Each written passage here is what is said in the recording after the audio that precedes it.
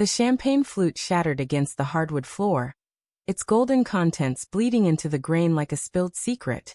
My hand trembled, not from the crash but from the photograph clenched in my fist. A grainy image of her, my fiancée, laughing in a dimly lit bar, her hand resting on a stranger's thigh. The private investigator's report lay open on the coffee table, its pages fanned out like a confession I wasn't ready to hear. Her bachelorette party was supposed to be one night of freedom, her rule clear. No recording devices. What happens tonight stays tonight. I'd trusted her. But the ache in my chest screamed that trust was a lie I'd told myself. The apartment was suffocating, the air thick with the scent of her lavender perfume lingering from this morning. I could still see her standing at the kitchen counter, her auburn hair catching the sunlight as she kissed me goodbye before her weekend getaway. Just the girls, she'd said, her smile bright but fleeting, like a candle flickering before a storm. I hadn't questioned it then. Why would I? Lila was my anchor, the one who made sense of my chaos. But now, staring at that photo, I felt the ground dissolving beneath me. I sank onto the couch, the leather creaking under my weight. My mind churned, replaying every moment leading up to this. The late-night texts she'd brushed off as work stuff. The way her laughter had felt forced lately, like she was performing for me. The extra glass of wine she'd poured herself each night this week, her eyes distant as she sipped. I'd chalked it up to wedding stress. Our big day was 3 weeks away. But the PI's report told a different story. A hotel keycard slipped into her purse, a man's voice whispering too close during a phone call she thought I hadn't overheard. Small cracks in the foundation of us, ignored until they became a chasm. I hired the PI on a gut instinct, a nagging whisper I couldn't silence. It felt like a betrayal of her, of us, to doubt her so deeply. But now, with the evidence staring back at me, guilt warred with fury. Had I driven her to this? Was I too absent, too consumed by work, too blind to her needs? Or was she always capable of this? Her love a mirage I'd chased for years? The front door clicked open, and my heart lurched. Lila stepped inside, her cheeks flushed from the autumn chill, her overnight bag slung over her shoulder. She froze when she saw the broken glass, then her eyes darted to the papers on the table.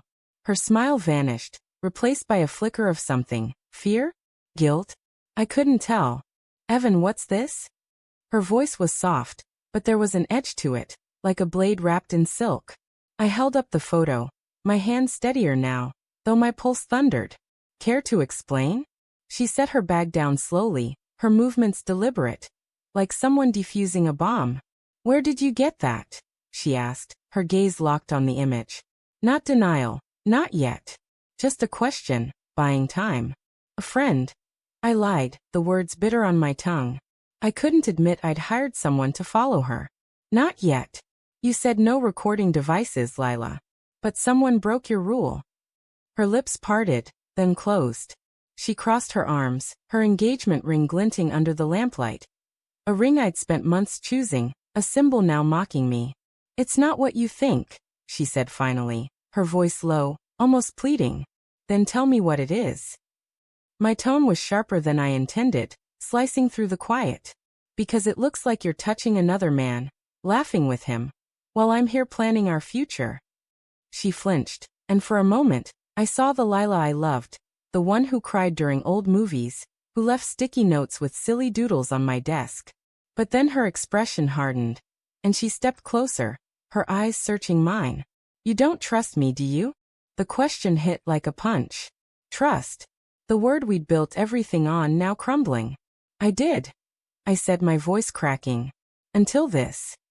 She sank into the armchair across from me, her hands twisting in her lap. That was Jake, she said, her voice barely above a whisper. From college. He showed up at the bar. I didn't know he'd be there. Jake. The name landed like a stone in my gut. Her old boyfriend, the one she'd mentioned in passing, always with a wistful tone she thought I didn't notice. And you just happened to end up with your hand on his thigh? I asked, hating the venom in my voice but unable to stop it. It wasn't like that. Her words came faster now, defensive. We were catching up. It was loud, crowded. I leaned in to hear him. It was nothing. Nothing. I gestured to the report. A hotel keycard, Lila. Late night calls. You think I'm stupid? Her eyes widened, then narrowed. You had me followed? The accusation hung between us, heavy and sharp. You hired someone to spy on me? I looked away, shame burning my throat. I had to know. She laughed, a brittle, broken sound. You had to know? Evan, you could have asked me. You could have trusted me. Trusted you. I shot back, standing now, my voice rising. How, when you're sneaking around, lying about where you are, who you're with? I wasn't sneaking, she shouted, her composure cracking. I needed one night to feel like myself again. Not just your fiancé. Not just the perfect bride-to-be. Jake was there, and yeah, we talked. We laughed. It felt easy. But I didn't cross any line.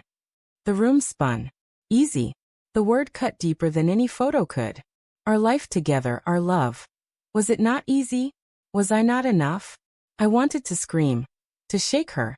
To demand answers that made sense. But all I could manage was, why didn't you tell me? Her eyes glistened, tears threatening to spill.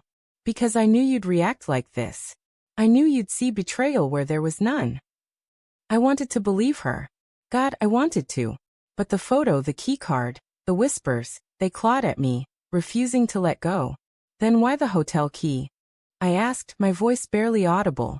She hesitated, just a fraction too long. It was a mix-up, she said, her gaze dropping to the floor. The bartender handed it to me by mistake. I gave it back. A lie. I felt it in my bones, in the way her shoulders tensed, the way her fingers dug into her palms. But I didn't call her on it. Not yet. I needed more, needed the truth to unravel slowly, like a thread pulled from a sweater. We stood there, the silence stretching, thick with unspoken accusations. My mind raced, piecing together fragments. Her late nights, her guarded phone. The way she'd pulled away when I tried to hold her. Each memory was a puzzle piece, forming a picture I didn't want to see. I love you, Evan, she said suddenly, her voice raw. I swear, I didn't betray you. But if you can't believe me, then what are we doing?